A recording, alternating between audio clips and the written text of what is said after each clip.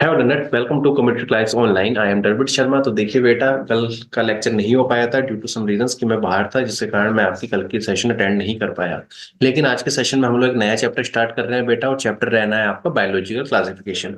Biological classification की अगर हम बात करते हैं तो बेटा आप ये मान के चलिए, ये काफी आपका बेसिक चैप्टर है और काफी सारे कोर कॉन्सेप्ट आप यहाँ से सीखने वाले हैं। Core concept in the case कि जैसे आप फॉर एग्जांपल अगर आप यहाँ पर पढ़ते हैं मोनेरा के बारे में, ठीक है। सो अगर आप मोनेरा यहाँ पर पढ़ेंगे तो फिर आप पूरा का पूरा सेल वाले चैप्टर में जो आपको प्रोकैरियोट्स करना है वो आप मोनेरा में ही सीख लेंगे। मतलब यहाँ पे बहुत सारे कंसेप्ट ऐसे हैं जो कि आगे आने वाले चैप्टर में आपके काम आने वाले हैं।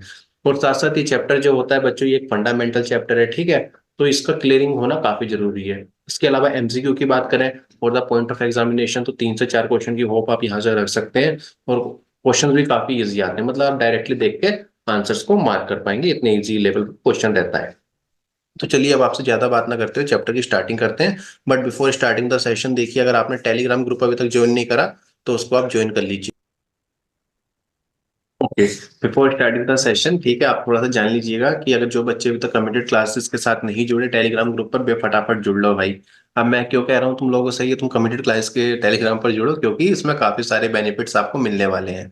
काफी सारे बेनिफिट्स इन द सेंस, अगर आप कमिटेड क्लास के टेलीग्राम ग्रुप के साथ जुड़ जाओगे तो आपको यहाँ पर सबसे पहले डाउनलोड करने का ऑप्शन मिलेगा, ठीक है। जो लेक्चर आपने पढ़ा उसके नोट्स आप लोग क्या कर सकते हैं बच्चे, डाउनलोड कर सकते हैं। फिर इसके बाद दूसरा बेनिफिट आपको क्या मिलता है कि आप यहाँ पर जो है एमसीक्यूज और डीपीपी वगैरह सोल्व कर पाओगे। इसके साथ साथ जितने भी आपके अपडेट्स होते हैं, ठीक है। अब धीरे धीरे टेस्ट सीरीज भी चालू कर देंगे हम लोग फैब से, तो उसके सारे अपडेट्स नोटिफिकेशन सब वहां पर मिलते रहेंगे।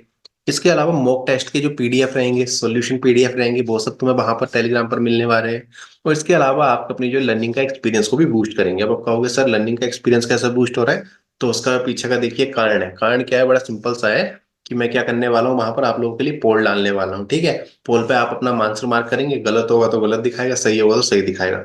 लेकिन अगर गलत है तो उसका सोल्यूशन भी आपको देखने के लिए मिलेगा। तो इससे आपकी कहीं ना कहीं लर्निंग एक्सपीरियंस तो क्या हो जाएगा बच्चे, बेटर हो जाएगा।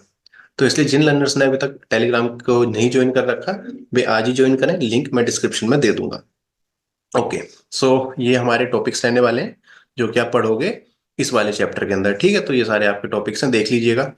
सबसे पहले हम लोग यहाँ पर पढ़ेंगे इंट्रोडक्शन, ठीक है। इंट्रोडक्शन पढ़ना है। इंट्रोडक्शन के बाद आपको क्या पढ़ना है यहाँ पर, इंट्रोडक्शन के बाद आप लोग पढ़ोगे मोनेरा के बारे में। मोनेरा के बाद आप लोग पढ़ोगे प्रोटिस्टा। प्रोटिस्टा के बाद फंगाई। फिर फंगाई के बाद आप सीरियस सीधा क्या करेंगे, वायरस में जाएंगे। अब बहुत से बच्चे कहेंगे सर डायरेक्ट ही आप हमें वायरस में भेज रहे हो, प्लांट किंगडम और एनिमल किंगडम कहाँ गया। तो देखो, प्लांट किंगडम एनिमल किंगडम आपके अलग सेपरेटेड लेक्चर रहेंगे उसके, ठीक है। पूरा पूरा चैप्टर है आपका प्लांट किंगडम एनिमल किंगडम का, तो मैं वहां आपके साथ डिस्कस कर लूंगा। फिर इसके बाद हम वायरस, वायरस के बाद वायरोइड, फिर लाइकेंस, फिर रियोन्स। तो ये सारे के सारे टॉपिक्स आपके हैं सिलेबस में, ठीक है। तो ये सारे आप लोगों को पढ़ने अच्छे से यहाँ पर। तो चलिए इंट्रोडक्शन के साथ शुरू करते हैं, ठीक है। ये आपके सामने सबसे पहले क्या रहेगा, ये आपके सामने रहेगा इंट्रोडक्शन। सो अगर मैं बात करता हूँ यहाँ पर इंट्रोडक्शन की, सो ओके, तो सबसे पहले एक टर्म मैं आपसे पूछना चाहता हूँ, क्लासिफिकेशन होता क्या है। बताइए क्लासिफिकेशन क्या होता है, कमेंट सेक्शन में लिख दीजिए। तो क्लासिफिकेशन का सिंपल सा मतलब क्या होता है, अरेंजमेंट, ठीक है। क्लासिफिकेशन का मतलब क्या हो गया, सिंपल सीधा सीधा मतलब होता है अरेंजमेंट करना। अब किसकी अरेंजमेंट कर रहे हैं भाई, अब आप किसी मान लो, हमारा चैप्टर क्या है, हमारा चैप्टर है बायोलॉजिकल क्लासिफिकेशन। मतलब लिविंग ऑर्गेनिज्म की क्या करनी है आपको, अरेंजमेंट करनी है। अब अरेंजमेंट आप किसके आधार पर करते हो, सिमिलैरिटीज के आधार पर, है ना, सिमिलैरिटी डिससिमिलैरिटीज के आधार पर करते हो। तो इस चीज को क्या कहते हैं, क्लासिफिकेशन कहते हैं। तो सबसे पहले हम डेफिनेशन देखते हैं, डेफिनेशन क्या है यहाँ पर। The process of grouping together various organism according to their similarity and dissimilarity, ठीक है। मतलब आपने क्या करा है, इनका ग्रुपिंग कर दिया, ठीक है। क्या होगी, आपका ग्रुपिंग करा गया है, या फिर कह सकता हूँ मैं एक अरेंजमेंट करा गया है सिमिलैरिटी और डिसिमिलैरिटी के आधार पर, तो वो क्या है, आपका क्लासिफिकेशन है। इसके अलावा अगर हम बात करते हैं, देखो अगली डेफिनेशन क्या याद रखनी है आपको, the process of grouping together various organism according to their similarity and dissimilarities and phylogenetic descent is known as biological classification. तो बायोलॉजिकल क्लासिफिकेशन क्या हो गया भाई, आपका लिविंग ऑर्गेनिज्म की ग्रुपिंग करना, ठीक है। अगर मैं सीधा सीधा आपसे कहूँ इसके लिए, पूरे के पूरे टर्म के लिए, तो सीधा सीधा क्या कर रहा हूँ मैं भाई, यहाँ पर ग्रुपिंग कर रहा हूँ। किसकी ग्रुपिंग कर रहा हूँ, ऑर्गेनिज्म की ग्रुपिंग कर रहा हूँ। यहाँ पे अरेंजमेंट से बेटर है कि आप ग्रुपिंग यूज करें, ठीक है। यहाँ पे आप लोग ग्रुपिंग शब्द का यूज करेंगे, ठीक है। ग्रुपिंग कर रहा हूं मैं किसका, लिविंग ऑर्गेनिज्म का, लिविंग ऑर्गेनिज्म का। तो इसलिए मैं ठीक है, सिमिलैरिटी डिसिमिलैरिटी के आधार पर तो मैंने क्या कहा है, बायोलॉजिकल क्लासिफिकेशन है। सबसे पहला बच्चों सबसे पहला क्लासिफिकेशन, सबसे अर्लीस्ट क्लासिफिकेशन किसने करा था? एरिस्टोटल ने करा था। एनसीईआरटी की लाइन है, क्वेश्चन पूछने की प्रोबेबिलिटी रहती है यहाँ से। इन्होंने क्या करा था एरिस्टोटल ने? इन्होंने देखो आपका एनिमल और प्लांटिंग को क्या करा था, डिफरेंशिएट कहा था कि एनिमल्स होते हैं, प्लांट्स होते हैं, और प्लांट्स में कहा था कि प्लांट्स कैसे कैसे होते हैं, हर्ब्स होते हैं, श्रब्स होते हैं और ट्री होते हैं। और इन्होंने कहा था कि एनिमल जो होते हैं, एनिमल को इन्होंने क्या कहा था, इन्होंने कहा था कि जो एनिमल्स हैं उन्हें क्या करा, इन्होंने दो ग्रुप में डाल दिया। ठीक है, किस किस ग्रुप में डाल दिया? On the basis of presence और एब्सेंस ऑफ रेड ब्लड। ठीक है, जिनका रेड ब्लड है और जिनका रेड ब्लड नहीं है, तो इस हिसाब से इन्होंने क्लासिफाई करा था। ये कोई साइंटिफिक क्लासिफिकेशन नहीं था, बट हाँ एक बेसिक था, शुरुआत थी क्लासिफिकेशन की, आप कह सकते हो यहाँ पर। और आप लोगों की पढ़ाई वगैरह कैसी चल रही है, कमेंट सेक्शन में बताते रहना, ठीक है, ये सारी चीजें भी। और पढ़ाई को अच्छे से करो, क्योंकि आखिरी का मंथ है। आखिरी का मंथ से मेरा मतलब है कि अब लास्ट का टाइम ही चल रहा है ना। कुछ मंथ है, इसमें अच्छे से पढ़ लो और सिलेक्शन ले लो, नहीं तो जितना आप लोग ड्रॉप लेते जाते हो ना, उतना ही आपका इंटरेस्ट खत्म हो जाता है पढ़ाई से। तो कोशिश ये करना है कि इस बार सिलेक्शन ले जाना है। ओके, तो यहाँ पर बच्चे आपको क्या पढ़ना है? यहाँ पर आपको पढ़ना है फाइव किंगडम क्लासिफिकेशन। ठीक है, आपको फाइव किंगडम क्लासिफिकेशन पढ़नी है। सबसे पहली चीज देखिए, फाइव किंगडम क्लासिफिकेशन की बात करते हैं तो कौन कौन से किंगडम पढ़ने हैं? सबसे पहला किंगडम आप लोग पढ़ोगे मोनेरा। मोनारा के बाद पढ़ोगे प्रोटिस्टा। प्रोटिस्टा के बाद फंगाई। फंगाई के बाद आपको प्लांट्स, और फिर उसके बाद एनिमल्स। तो ये आपको फाइव किंगडम पढ़ने होते हैं। अब देखो, मोनेरा के अंदर आप लोग किसे पढ़ते हो? मोनेरा के अंदर आप लोग पढ़ते हो प्रोकैरियोट्स को। किसको पढ़ते हो? प्रोकैरियोट्स को। अब प्रोकैरियोट से क्या मतलब है भाई? प्रोकैरियोट से मतलब आपका है, यहाँ पर देखिए दो शब्दों से मिलकर बना है, प्रो जिसका मतलब होता है प्रिमिटिव, कैरियो जिसका मतलब क्या होता है? न्यूक्लियस। कैरियो का मतलब क्या होता है बच्चे? न्यूक्लियस होता है। ठीक है, कैरियो का मतलब क्या होता है? न्यूक्लियस होता है। तो ध्यान रखना, प्रोकैरियोट क्या हो गया, मतलब जिनमें प्रिमिटिव टाइप का न्यूक्लियस है। ठीक है, जिनमें प्रिमिटिव टाइप का न्यूक्लियस है, तो हम उन्हें क्या कह रहे हैं? प्रोकैरियोट कह रहे हैं। ओके, प्रिमिटिव प्रिमिटिव टाइप का न्यूक्लियस से यहाँ पे मेरा क्या मतलब है कि यहाँ पर आप क्या देखोगे कि यहाँ पर न्यूक्लियर मेम्ब्रेन क्या होगी? एब्सेंट होगी। ठीक है बच्चे, मतलब मैं कह सकता हूँ कि ऐसे जीव जिनके अंदर क्या है, न्यूक्लियर मेम्ब्रेन नहीं है या न्यूक्लियर मेम्ब्रेन एब्सेंट है, उन्हें हम क्या कह रहे हैं? प्रोकैरियोट्स।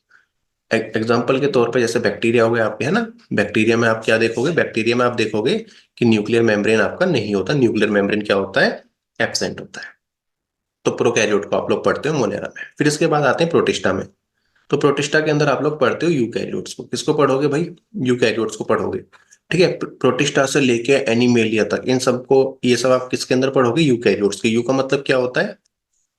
यू का मतलब होता है ट्रू। और ये सीधा सीधा एग्जाम में आपसे पूछा गया था, you you you karyotes. You का मतलब क्या होता है? इसमें ट्रू होता है। ठीक है, कैरियो का मतलब क्या होता है? न्यूक्लियस। मतलब कि ऐसे ऑर्गेनिज्म जिनमें क्या है, ट्रू न्यूक्लियस है, मतलब जिनमें क्या है, आपकी न्यूक्लियर मेम्ब्रेन प्रेजेंट है। जिनमें क्या है बच्चे? न्यूक्लियर मेम्ब्रेन प्रेजेंट है। तो हम ऐसे ऑर्गेन्स को क्या कह रहे हैं भाई? ऐसे ऑर्गेन्स को हम लोग कह रहे हैं यूकैरियोट। अब देखो, प्रोटिस्टा के अंदर आप कैसा पढ़ोगे? आप ऐसे पढ़ोगे सिंगल सेल यूकैरियोट, मतलब इसमें आप ऐसे जीव पढ़ने वाले हो, ऐसे ऑर्गेन्स को पढ़ने वाले हो कि जो कि क्या है, सिंगल सेल है और यूकैरियोट है। ठीक है, तो सिंगल सेल यूकैरियोट्स को आप पढ़ते हो प्रोटिस्टा के अंदर। फिर इसके बाद फंगाई की बात करते हैं और प्लांटी की बात करते हैं और एनिमल्स की बात करते हैं। तो इसके अंदर मैक्सिमम ऑर्गेनिज्म कैसे हो जाएंगे आपके? मल्टी सेलुलर, है ना। मल्टी सेलुलर यूकैरियोट्स, मेजोरिटी क्या रहेंगे आपके? Multi cellular eukaryotes. वो आप किस में पढ़ोगे? फंगाई में, प्लांटी में और एनिमेलिया में। एक्सेप्शन मिलेंगे फंगस में, उसका भी डिस्कशन करने वाले हैं। चलिए, बिल्कुल ये बिल्कुल बेसिक बेसिक बात मैंने अभी आपको बता दी है। ठीक है, एक बार मैं फिर से आपको बता देता हूँ, ताकि हो सकता है कि अभी भी कुछ लर्नर्स को अगर नहीं समझ में आया है, तो मैं एक चीज करता हूँ, उनको ना एक बार फिर से मैं बता देता हूँ। तो मैं यहाँ पे व्हाइट बोर्ड टूल यूज करूंगा आप लोगों को समझाने के लिए। ओके, सो मैंने आपको क्या बताया? मैंने अभी तक आपको ये बताया कि हमें यहाँ पर क्या क्या पढ़ना था। हमें यहाँ पर पढ़ना था बच्चों फाइव किंगडम क्लासिफिकेशन। ठीक है, हमें क्या पढ़ना था? फाइव किंगडम क्लासिफिकेशन पढ़ना था। कौन कौन सा फाइव किंगडम में? सबसे पहले आप पढ़ना था मोनेरा। मोनेरा के बाद हमको पढ़ना था बच्चे प्रोटिस्टा। फिर क्या पढ़ना था? प्रोटिस्टा पढ़ना था। प्रोटिस्टा के बाद हमको पढ़ना था फंगाई। फंगाई के बाद पढ़ना था बच्चे आपको एनिमेलिया, या फिर आपको एनिमल्स कह दो, है ना, या किंगडम एनिमेलिया कह दो। फिर इसके बाद आपको पढ़ना था प्लांटी। ठीक है, क्या पढ़ना था? प्लांटी पढ़ना था। अब इसमें देखो, सबसे पहले क्या ध्यान रखना है आपको? मोनेरा में आप लोग पढ़ोगे प्रोकैरियोट। क्या पढ़ोगे बच्चों मोनेरा में? आप लोग मोनेरा के अंदर पढ़ते हो प्रोकैरियोट, और इस सब के अंदर आप किसा पढ़ते हो? इन सब के अंदर आप पढ़ते हो यूकैरियोट्स को। ठीक है, यूकैरियोट्स को पढ़ते हो। जिसमें कि प्रोटिस्टा में आप ध्यान रखेंगे, प्रोटिस्टा में आप लोग कैसे पढ़ते हैं, यूनिसेलुलर यूकैरियोट्स को, यूनिसेलुलर यूकैरियोट्स को, और इन सब में मेजोरिटी ऑफ ऑर्गेन्स कैसे मिलते हैं आपको, multi cellular eukaryote, multi cellular eukaryotes. तो ये बिल्कुल बेसिक कंसेप्ट आपको ध्यान रखना है। और फाइव किंगडम क्लासिफिकेशन किसने दिया था, तो ये चीज भी ध्यान रखेंगे, बहुत ज्यादा फेमस क्वेश्चन है ये, हमेशा पूछा जाता है, ये मान के चलिए मैक्सिमम टाइम ये क्वेश्चन पूछा जाता है। फाइव किंगडम क्लासिफिकेशन दिया था आर्च बिटाकर ने, कौन सी ईयर में दिया था, 1969। अच्छा एक बात बताओ, आप में से कितने बच्चों ने ये पानी की बोतल ली है, बिस्लरी पी होगी आप लोगों ने, है ना। तो कभी बिस्लरी अगर आप लोगों ने पी होगी तो उसमें एक लाइन लिखी होती है, हम नोटिस करना, सिंस 1969। अब मैं ये तुम्हें कहानी क्यों बता रहा हूँ, अब दिमाग में बैठा लो, बिस्लरी की बोतल पे एक ईयर लिखा होता है, वो ईयर और आज पिटाकर वाला ईयर जहाँ जब प्लैटिनम क्लासिफिकेशन प्रपोज करा गया था, ईयर क्या थे, सेम थे। ठीक, तो इसलिए कहानी से भी आप लोग क्या करेंगे, चीजों को ध्यान रखेंगे। चलिए फिर इसके बाद आइए देखते हैं यहाँ पर और चीजों को, और यहाँ पर समझते हैं कंसेप्ट को। तो यहाँ पर क्या हम फाइव किंगडम क्लासिफिकेशन पढ़ रहे थे, तो फाइव किंगडम क्लासिफिकेशन में, ओके, तो यहाँ पे देखिए, यहाँ पे क्या दे रखा है, यहाँ पर आपको बता भी रखा है डेट। ओके, लिनस ने क्या करा था, देखिए सबसे पहले ध्यान रखना, सबसे पहले अर्लीस्ट क्लासिफिकेशन, अर्लीस्ट क्लासिफिकेशन किसने दी थी, एरिस्टोटल ने दी थी। टू किंगडम क्लासिफिकेशन किसने दी, टू किंगडम क्लासिफिकेशन दी आपकी लिनस ने, ठीक है, कार्लस लिनस ने क्या दी आपकी, टू किंगडम क्लासिफिकेशन दी। फिर इसके बाद देखिए एनसीईआरटी ने सीधा फिर आपको बता रखा है फाइव किंगडम क्लासिफिकेशन का, तो ये किसने दी थी, आर एच विटाकर ने, आर एच विटाकर ने। चलिए इसके अलावा मैं और ही बता देता हूँ आपको, थ्री किंगडम किसने दिया था, ये आप मेरे को कमेंट सेक्शन में बताएंगे, ठीक है। जो बच्चा ईमानदारी से लेक्चर करता है वो ये आंसर मेरे को ढूंढ के देगा, थ्री किंगडम क्लासिफिकेशन किसने दी। और फोर किंगडम चलो मैं बता देता हूँ किसने दी थी, कोपलैंड ने दी थी, ठीक है, कोपलैंड ने दी थी क्या, फोर किंगडम क्लासिफिकेशन। अब देखिए एनिमल और प्लांट ही तो शुरू से थे, प्लांट शुरू से ही थे, है ना। ये एरिस्टोटल ने ही बताया, लिनस ने ही बताया, लेकिन लिनस का थोड़ा साइंटिफिक अप्रोच था बताने का, और ये एरिस्टोटल ने खाली ऊपर ऊपर से बताया था, इतना साइंटिफिक नहीं था। आर एच विटाकर के टाइम में जब फाइव किंगडम आए तो कौन सा किंगडम इंट्रोड्यूस हुआ बच्चों, फंगाई किंगडम इंट्रोड्यूस हुआ था। कोपलैंड ने आपका मोनेरा किंगडम को इंट्रोड्यूस करा था। और थ्री किंगडम के अंदर कौन सा आया था, कौन सा किंगडम आया था बच्चों, प्रोटिस्टा आया था। ठीक है, और आप लोग मेरे को कल कमेंट सेक्शन में बता दोगे, ठीक है। ये लेक्चर देखने के बाद गूगल सर्च मारना, कुछ करना, लेकिन ये बताना थ्री किंगडम क्लासिफिकेशन किसने दिया था। अब एनसीईआरटी आपसे क्या कहती है, Linnaeus give two kingdom classification, ठीक है, two kingdom system of classification किसने दिया बच्चों, लीनस ने दिया, और इन्होंने डिवाइड करा लिविंग ऑर्गेनिज्म को प्लांट और एनिमेलिया में, ठीक है, एनिमेलिया और प्लांट में क्या करा, डिवाइड करा, लेकिन थोड़ा सा साइंटिफिक वे में करा था लिनस ने, एरिस्टोटल ने साइंटिफिक वे में नहीं करा था। फिर इसके बाद हम आते हैं, okay, Arya Whittaker propose the five kingdom classification, तो आर्य विटाकर ने क्या करा था, फाइव किंगडम क्लासिफिकेशन करा था। अब बिस्लरी वाली कहानी याद रखनी है, ठीक है। एनसीईआरटी ने तुमको ईयर भी बता रखा है, ईयर क्या था, 1969। ओके, तो इन्होंने फाइव किंगडम क्लासिफिकेशन दिया था, और इन्होंने देखो जो क्लासिफिकेशन करा था किस किस के बेस पर करा था, ये आपसे पूछा जाता है।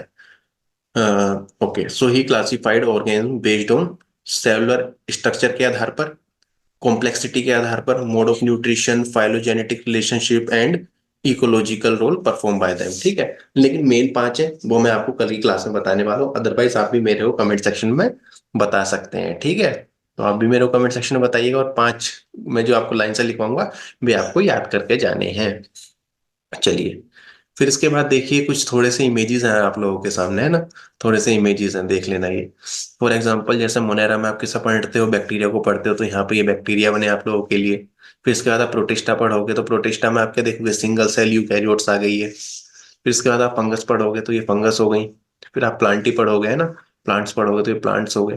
ऐसे ही आपके ये एनिमल्स हो गए ना, डिफरेंट डिफरेंट डिफरेंट डिफरेंट आप इसमें फाइलम पढ़ोगे एनिमल में, जैसे फाइलम पोरीफेरा, निडेरिया, सीलेंट्रेटा, तो ये सारी चीजें आपको पढ़नी है, ठीक है। और निडेरिया और सीलेंट्रेटा एक होता है, ये ध्यान रखना। चलिए फिर इसके बाद देखिए बच्चों, इसके बाद क्या करना है आपको, आते हैं सेशन की तरफ और देखते हैं और स्लाइड्स क्या क्या कह रही हैं आपकी। ओके, फिर ये अगेन आपके सामने एक एनसीईआरटी का टेबल है भाई, ठीक है। ये एनसीईआरटी का टेबल है, इसको अच्छे से याद रखना है आपको, ठीक है। क्या क्या ध्यान रखना है इसमें, देखो अब सुनो, यहीं पे आपका क्या है, आंसर भी है। मैंने क्वेश्चन दिया था कि पांच मेन क्लासिफिकेशन क्या थे। सो देखो सबसे पहला क्या, किस किस चीज पे हम लोग डिवाइड करते हैं, अगर हमने फाइव किंगडम बनाए तो उसके आप कह सकते हैं उसके आधार क्या रहते हैं 5 क्लासिफिकेशन बनाने के। तो सबसे पहला क्या था बच्चे आपका, कि सेल टाइप कैसा था, प्रोकैरियोट था, यूकैरियोट था, ठीक है। एक तो ये था, इसके अलावा क्या देखी गई, सेल वॉल देखी गई, न्यूक्लियर मेम्ब्रेन देखी गई, बॉडी ऑर्गेनाइजेशन देखी गई, मोड ऑफ न्यूट्रिशन देखी गई। तो ये सारी चीजें देखी गई थी। लेकिन जो एग्जाम में आपसे जनरली पूछता है ना, वो आपके 4-5 और है, ठीक है, वे कुछ 5 और है, वो 5 की लिस्ट में आपको कल देने वाला हूँ। अगर आपको पता है तो आप भी कमेंट सेक्शन में बताओ, थोड़ा सा हिसाब से होमवर्क बनेगा, क्लास की माहौल बनेगी।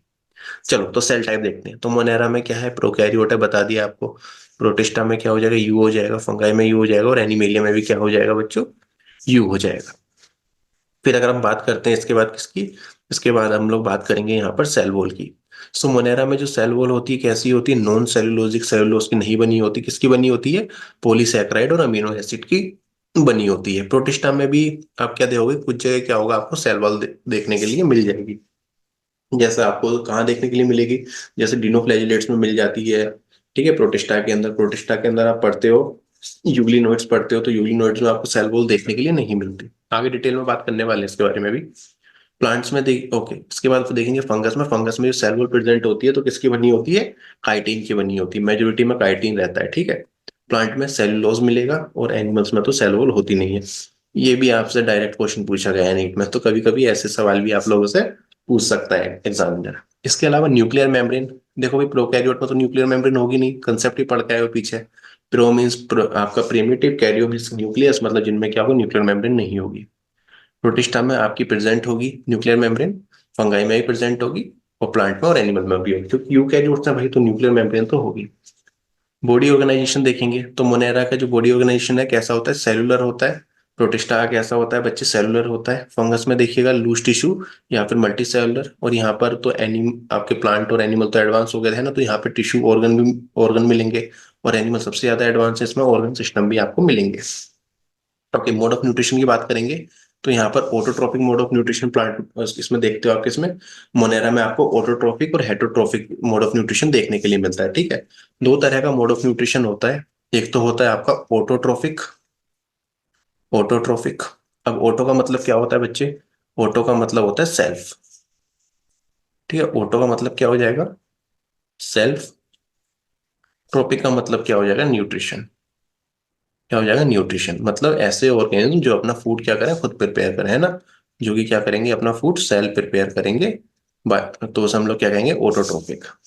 तो जो आपके बैक्टीरिया होते हैं, ठीक है, जो मोनेरा के अंदर मेंबर्स आते हैं, बैक्टीरिया वगैरह जो आते हैं, वे क्या होते हैं आपके, ऑटोट्रोफिक मोड ऑफ न्यूट्रिशन भी दिखाते हैं और हेटरोट्रोफिक भी। हेटरोट्रोफिक का मतलब क्या हुआ, जो दूसरे पर डिपेंड रहे। हेट्रो का मतलब क्या होता है, डिपेंड ऑन अदर, ठीक है। तो इस तरह के मोड ऑफ न्यूट्रिशन को हम लोग कहते हैं हेटरोट्रोफिक। तो इसमें दोनों तरह का ही आपको मोड ऑफ न्यूट्रिशन मिलेगा, लेकिन मेजोरिटी अगर केस पूछा जाएगा तो इसमें ध्यान रखना मोनेरा में, कि जो मेजोरिटी होगा ना बच्चे, जो मेजोरिटी होगा वो क्या रहेगा आपका, हेटरोट्रोफिक।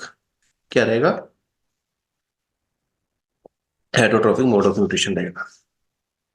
देखो, प्रोटिस्टा की बात करेंगे तो प्रोटिस्टा में भी आपको ऑटोट्रोफिक और हेटरोट्रोफिक दोनों ही तरह का मोड ऑफ न्यूट्रिशन देखने के लिए मिलता है, ठीक है, ऑटोट्रोफिक और हेटरोट्रोफिक। और इसमें मैं आपको यूग्लिना पढ़ाऊंगा, मैं बताऊंगा यूग्लिना जो है वो दिन में ऑटोट्रोफिक करता है सनलाइट की प्रेजेंस में, और उसकी एब्सेंस में हेटरोट्रोफिक करता है। फंगस में बड़ा पूछा जाता है ये सवाल ही, फंगस में कौन सा मोड ऑफ न्यूट्रिशन है, केवल और केवल हेटरोट्रोफिक। प्लांट देखो फूड अपने आप प्रिपेयर कर रहे हैं ना, फोटोसिंथेसिस क्लोज करते हैं, तो यहाँ पर तो आपका क्या रहेगा, यहाँ पर रहेगा आपका ऑटोट्रोफिक मोड ऑफ न्यूट्रिशन। और एनिमल्स के लिए क्या रहना है बेटा, हेटरोट्रोफिक मोड ऑफ न्यूट्रिशन रहना है, ठीक है। इसमें अभी डिटेलिंग में हम लोग बात करेंगे, ठीक है, क्या होलोजोइक होता है, क्या सेप्रोफाइटिक होता है, तो ये सारी चीजें भी डिस्कस कर लेंगे। बहुत से बच्चों को क्लास में नींद भी आ रही होगी, है ना। बहुत से बच्चे कह रहे होंगे सर आप कंटिन्यू पढ़ा रहे हो, बात बात हमसे कर नहीं रहे। तो बेटा वो टाइम है भी नहीं है बात करने का, ठीक है। आखिरी ये कुछ मनता है ढंग से कर लो इसको, ठीक है। अगर अभी आप जो है देखिए कुछ नहीं हो, देखो अगर सच्चाई बताऊं, मैं यहाँ पर आऊँ, मैं इधर उधर की बात करूँ, ठीक है, मैं किसी का नाम नहीं लूंगा, पर आज के टाइम में हो चुका है, ठीक है। यूट्यूब पर बहुत से लर्नर्स, ऐसे मतलब ज्यादातर लर्नर्स ऐसे हैं जो कि बातों में इंटरेस्ट लेते हैं, और काफी मेजोरिटी ऑफ एडुकेटर्स भी ऐसे हैं ना, जो इधर उधर की बात करेंगे, कि हाँ ये है वो है, उससे बात कर रहे, उससे बात कर रहे। मैं देखा है बहुत से टीचर्स को फोन के मतलब क्लास में करते हैं, क्या तुम लगे पड़े हो अपने बाबू के साथ, पढ़ लो, ये कर लो वो कर लो। तो भैया देखो, मैं मोटिवेशनल स्पीकर नहीं हूँ भाई, तुम्हारी सच्चाई तुम जानते हो, ठीक है, तुम्हारी सच्चाई मैं नहीं जानता। तुम्हें अपना लेवल खुद पता है। अगर तुम्हें लगता है कि मैं क्लास में आऊँ, इधर उधर की बकैती मारूं, तुमसे बात बात करूं और तुम्हारा 1 घंटा हंसी मजाक में निकाल दूं, तो बेटा वो मेरे बस का नहीं है, ठीक है। मैं यहाँ पर आया हूँ, चाहे मेरा लेक्चर आधा घंटे का हो 1 घंटे का हो, मैं कोशिश हमेशा ये करूंगा कि पूरी डेडिकेशन के साथ आपको पढ़ाया जाए, है ना, सारे कंसेप्ट आपको बताए जाए। चलिए जी, फिर इसके बाद हम स्टार्ट करते हैं अब। सबसे पहला अपना यहाँ पर ओके मोनेरा के साथ। ओके, तो देखो बच्चों, अब आते हैं मोनेरा पर। मोनेरा में क्या क्या पढ़ना है आपको। सबसे पहले अगर हम बात करते हैं मोनेरा में, okay, this group include all kind of bacteria having a prokaryotic cell, ठीक है। तो इस ग्रुप में आप लोग क्या पढ़ने वाले हो, बैक्टीरिया को पढ़ने वाले हो, ठीक है। इसमें बैक्टीरिया वगैरह पढ़ते हो। इसमें एक डायग्राम भी दूंगा, उस डायग्राम से ये लगा लो पूरा का पूरा प्रोकैरियोटिक सेल, ठीक है। Chapter number 8 cell unit of life के सारे कंसेप्ट आ जाएंगे। ओके, इसके अलावा देखो मोनेरा की अगर हम बात करते हैं, the cell do not contain a well defined nucleus, है ना। प्रोकैरियोट्स है भाई, वेल डिफाइंड न्यूक्लियस नहीं है का क्या मतलब है कि ये क्या है बेटा, प्रोकैरियोट है ना, न्यूक्लियर मेम्ब्रेन नहीं है। अगर हम बात करते हैं, they have a different shape of bacteria, ठीक है। बैक्टीरिया की आपको डिफरेंट डिफरेंट शेप देखने मिलती है, और ये क्या है, इंपॉर्टेंट है, यहाँ से आपसे क्वेश्चन पूछ लिया जाता है। कौन कौन से शेप मिलती हैं, अगर वे स्पेरिकल हैं इस तरीके से तो क्या है, कोकाई है। अगर वे रोड शेप है इस तरीके से तो हम लोग उन्हें, ठीक है, रोड शेप है तो हम क्या कहेंगे, बेसिलस है, ठीक है। अगर वो कोमा शेप है इस तरीके से है बैक्टीरिया का शेप, तो हम क्या कहेंगे, विब्रियो। और अगर वे स्पाइरल है शेप में इस तरीके से, तो हम लोग क्या कह देंगे, स्पाइरल है, ठीक है। तो इस तरीके से आपकी देखो डिफरेंट डिफरेंट शेप मिलती है, और 4 कॉमन शेप आपकी यही होती है, स्पेरिकल, रोड शेप, कोमा और स्पाइरल शेप, ठीक है। स्पेरिकल को क्या कह रहे हैं, कोकाई कह रहे हैं, रोड शेप को बेसिलस कह रहे हैं, कोमा को विब्रियो शेप कह रहे हैं, और स्पाइरल, और जो स्पाइरल है उसको लिए स्पाइरल टर्म यूज कर रहे हैं। इसके अलावा देखो क्या है यहाँ पर, दे मेनली रिप्रोड्यूस बाय, ओके, यहाँ से भी क्वेश्चन आपसे पूछ लिया जाता है। बैक्टीरिया की बात करते हैं तो वे मेनली किससे अगर रिप्रोडक्शन की बात करते हैं तो कैसे होगा भाई, फिजन होगा। फिजन का मतलब क्या है, मान लो आपकी एक बैक्टीरिया है, ये आपकी क्या हो गई है, फिजन कर गई है, मतलब डिवाइड हो गई है दो में, ठीक है। सो रिप्रोड्यूस कैसे करते हैं बैक्टीरिया, फिजन के थ्रू करते हैं। इसके अलावा स्पोर का भी फॉर्मेशन करेंगे, लेकिन कब करेंगे बच्चे, स्पोर का फॉर्मेशन अंडर अनफेवरेबल कंडीशन। चलो यहाँ पे ये लाइन लिखिए कि अनफेवरेबल कंडीशन में क्या करते हैं, स्पोर का फॉर्मेशन करते हैं। इसके साथ साथ आप क्या देखोगे कि ये डीएनए ट्रांसफर भी करते हैं एक बैक्टीरिया सेल से दूसरे बैक्टीरिया सेल में। मतलब मान लो कि भाई एक बैक्टीरिया ये है, ठीक है, और ये क्या दूसरा बैक्टीरिया है, तो यहाँ पर आप क्या देखोगे कि यहाँ से क्या हो रहा है, यहाँ से जो डीएनए है वो यहाँ ट्रांसफर हो रहा है। और कैसे ट्रांसफर हो रहा होगा कि यहाँ पर क्या हुआ होगा, एक प्रोजेक्शन बना हुआ। मान लो ये दो बैक्टीरिया है मेरे हाथ, ठीक है, बैक्टीरिया 1 बैक्टीरिया 2, तो यहाँ से क्या हुआ, एक पिली जैसा स्ट्रक्चर निकला है, ठीक है। उसने क्या करा है, कॉन्जुगेशन ट्यूब बनाया, क्या बनाया बच्चे, कॉन्जुगेशन ट्यूब बनाया, उससे क्या करा है, डीएनए ट्रांसफर कर दिया है। सो ये क्या रहेंगे यहाँ पर आपके मोड ऑफ रिप्रोडक्शन आप कह सकते हैं। ओके, इसके अलावा आपको जानना पड़ेगा किसके बारे में, माइकोप्लाज्मा के बारे में। अगेन वेरी इंपॉर्टेंट, यहाँ से भी क्वेश्चन पूछा जाता है। अगर हम बात करते हैं माइकोप्लाज्मा की, तो माइकोप्लाज्मा जो है आपके, ठीक है, इनमें आप क्या देखोगे कि माइकोप्लाज्मा के पास सेल वॉल नहीं होती, ठीक है बच्चों। क्या मतलब आपसे पूछा जाएगा कि ये बताओ, smallest cell without cell wall, ठीक है, smallest cell without cell wall. तो आपका आंसर क्या रहेगा, smallest cell without cell wall जब हम कहेंगे तो आपका आंसर रहेगा माइकोप्लाज्मा, है ना। और इसकी खासियत क्या है, ये बिना ऑक्सीजन के भी सरवाइव करा जाता है, ठीक है, बिना ऑक्सीजन के भी सरवाइव कर जाता है। तो ये चीज ध्यान रखना कि smallest cell without cell wall कौन सा है, माइकोप्लाज्मा है। इसमें आपको सेल वॉल देखने के लिए नहीं मिलेगी, और ये आपका विदाउट ऑक्सीजन भी सर्वाइव कर जाता है। और ध्यान रखेंगे ये जो माइकोप्लाज्मा होता है, ठीक है, ये जो माइकोप्लाज्मा होता है ये किस में आता है, ये आता है आपका यू बैक्टीरिया के अंदर। किसके अंदर आता है बच्चों, यू बैक्टीरिया के अंदर। अभी हम देखेंगे बैक्टीरिया को हमने दो कैटेगरी में बांटा है, आर्की बैक्टीरिया और you bacteria.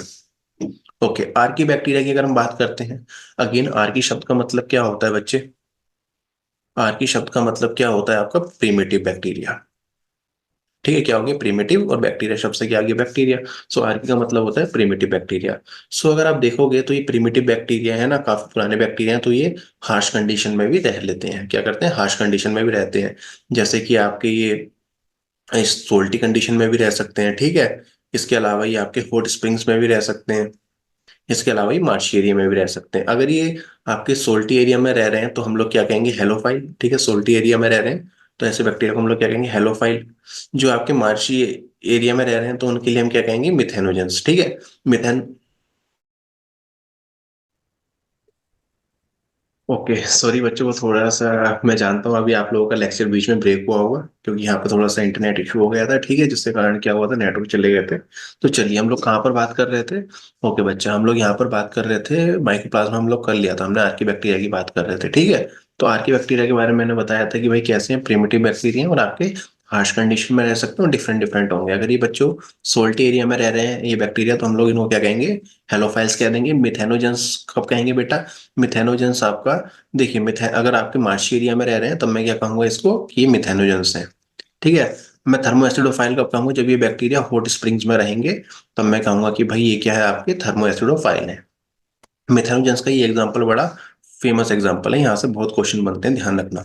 So methanogens are present in the gut of ruminants. Ruminants का मतलब होता है आपके ऐसे एनिमल्स जो कि क्या करते हैं, चरते हैं। अब मैंने कहा है चरते हैं, इनके के जैसे गाय हो गई, आपकी बफेलो हो गई है ना, बकरी हो गई, ठीक है। तो ये आपके आप देखोगे तो इनके गट्स में कौन से बैक्टीरिया आपको मिलेंगे? मिथेनोजेंस मिलेंगे।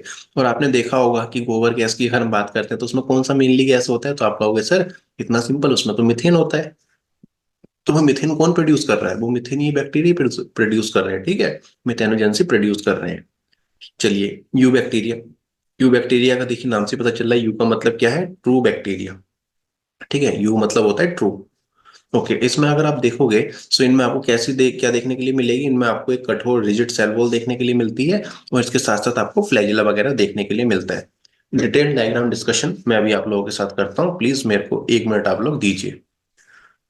सो मैं एक डायग्राम से ही आपको सारी के सारे कंसेप्ट बता दूंगा। ओके, लेकिन उससे पहले हम लोग क्या करेंगे, एक डायग्राम हम लोग देखेंगे यहाँ पर। ओके, देखो बेटा, जो अभी हमने शेप बात करी थी, स्पेरिकल है तो कोकाई कह देंगे, ठीक है।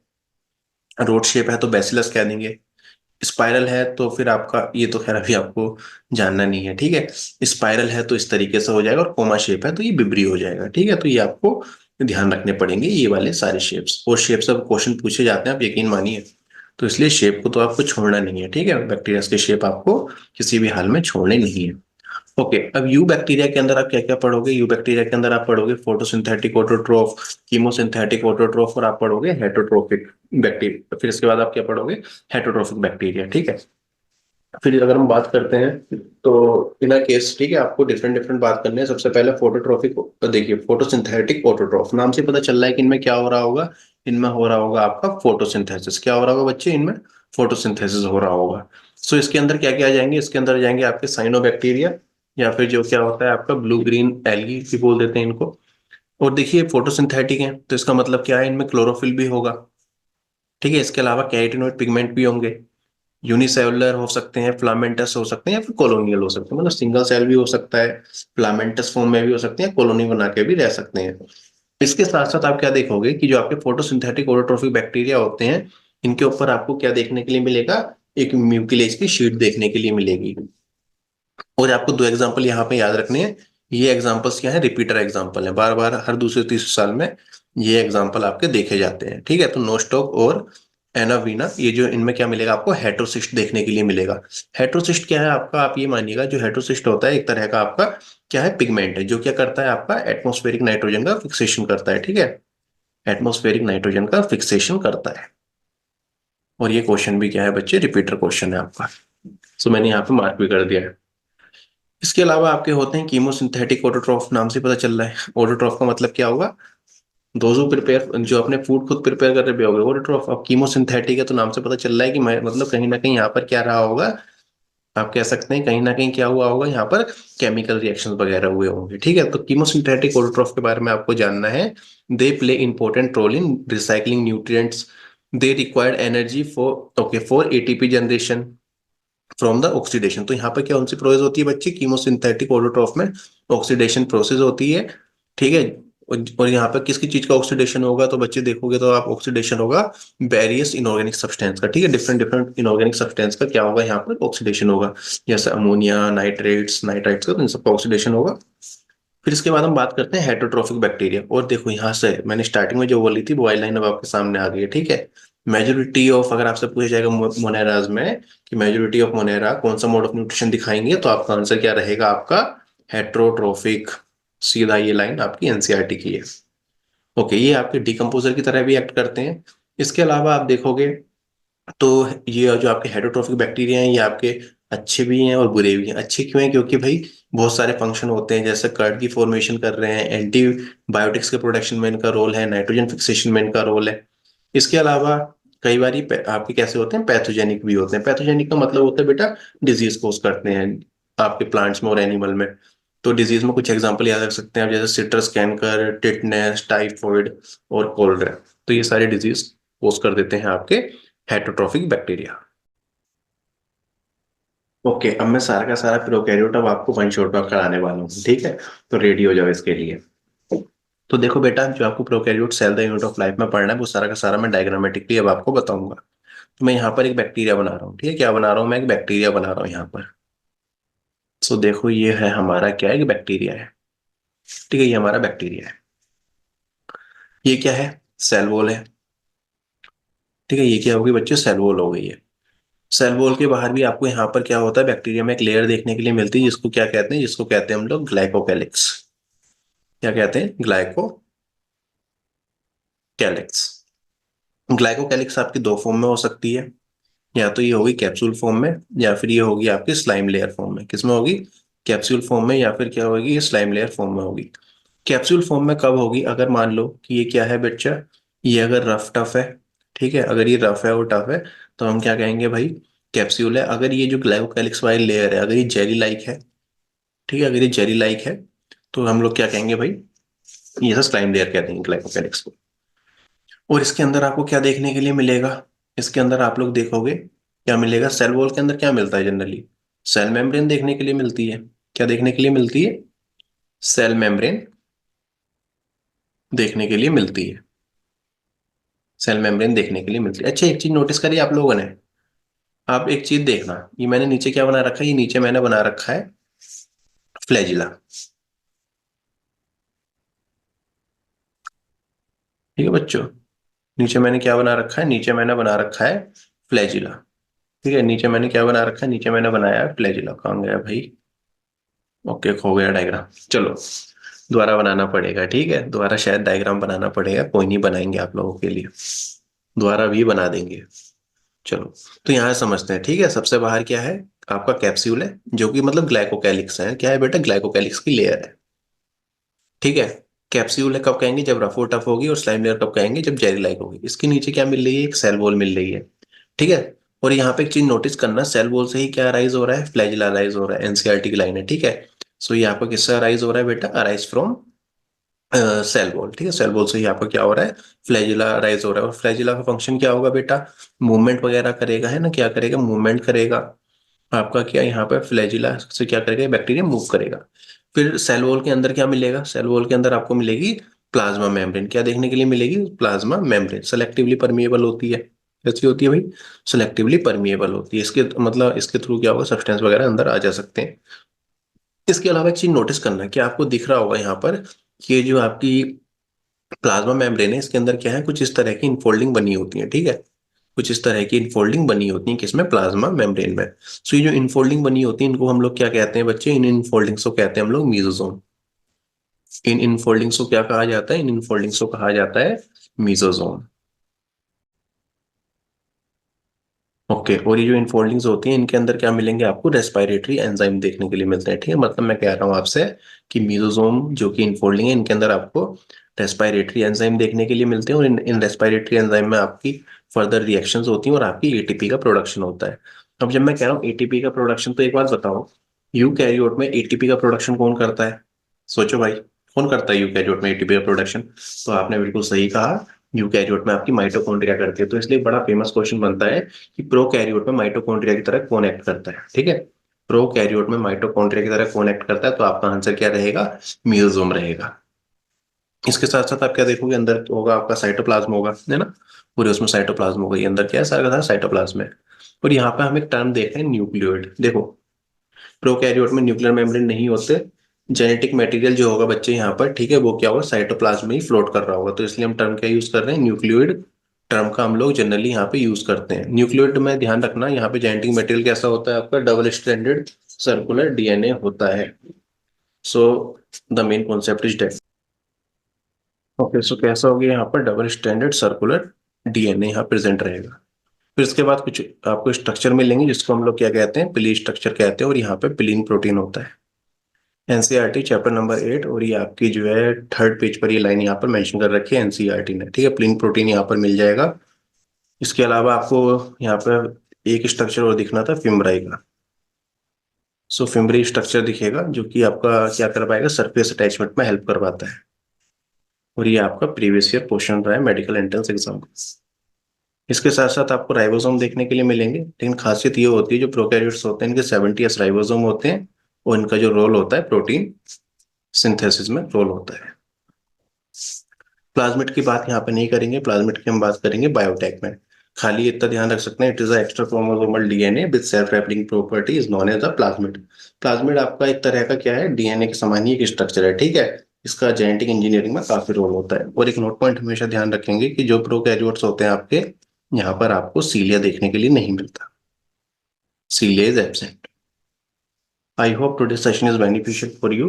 At last, if you like the session, so you may share also. At last, learners, thank you and let's crack it.